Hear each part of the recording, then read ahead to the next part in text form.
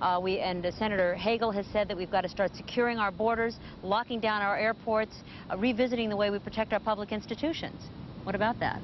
I hope that's not true. I would say it another way. I would say we've come face to face with a new reality. A reality that we knew existed and we knew was possible. A reality that has happened in varying degrees in other countries. But if, in fact, in order to respond to that reality, we have to alter our civil liberties, change the way we function, then we have truly lost the war.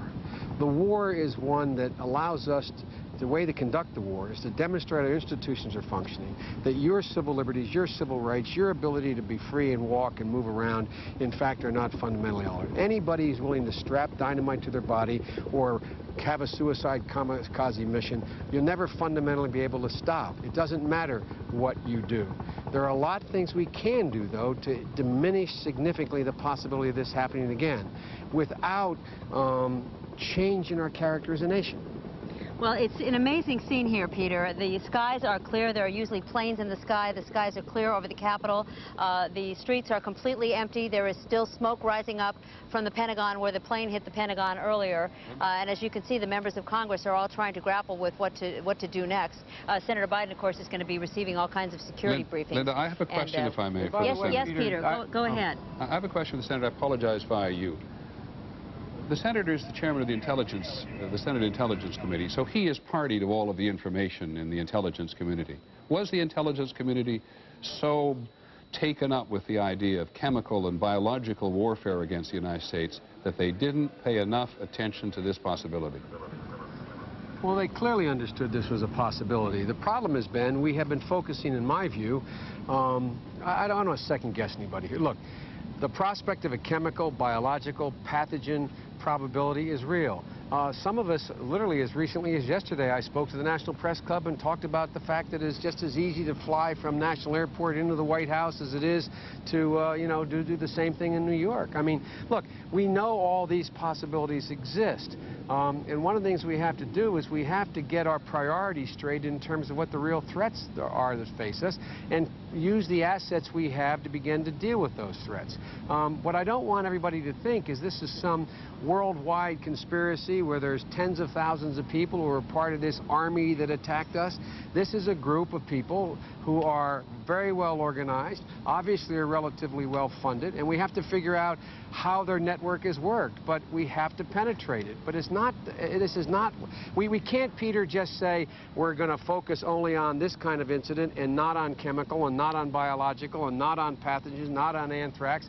This, in a sense, is the most god-awful wake-up call we've ever had. Senator, let me to ask how you we have to redirect our resources. Let me ask you one more question, then. I didn't realize you could hear me. At the Pentagon and the State Department, you already hear people doing what they almost always do in an instance like this. This is so sophisticated it must be Osama bin Laden. Maybe so, but is the United States too focused on one man? The tendency in these circumstances is to be too focused on one man, one idea, one prospect. I think that we should be calm. Those of us who hold high public office, just calm down a little bit, collect our thoughts, collect the information, and in a methodical way analyze what we know happened and what we can derive from that. I think it's much too early for us to make those kinds of judgments. The first thing is what the president is doing. He called for calm, he's getting in the airplane, he's coming back to Washington, D.C., and I applaud him for that. And we should be back up and running as quickly as we can.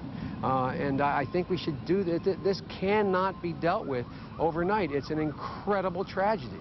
But it's the new threat of the 21st century that we are now facing. And we're going to find a way to deal with it. This nation is too big, too strong, too united, too much a power in terms of our cohesion and our values to let this break us apart. And it won't happen. It won't happen. Many thanks, Senator. And Linda, do you want to add something? Linda Douglas?